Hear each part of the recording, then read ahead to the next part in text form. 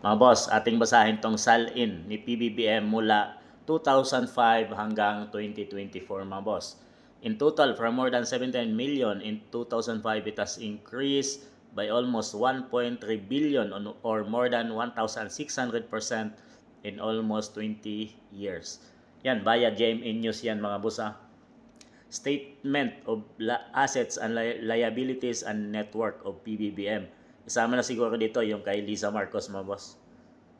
2005, 79 million, 2007, 120 million, 2008, 179 million, 2009, 315, 2010, 311, 2012, 437, 2014, 509, 2015, 530, 2016, 619, 2022, 900, 2024, 1.375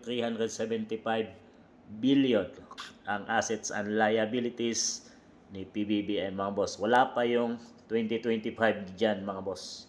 Meron siyang 1.375 billion mga boss. So yan, via GMA News yan mga boss ha, ang asset ni PBBM. Tingin nyo mga boss, mayroon pa bang inadagdag to? Or ito na yung complete? From 2024 yan mga boss, mula 2005.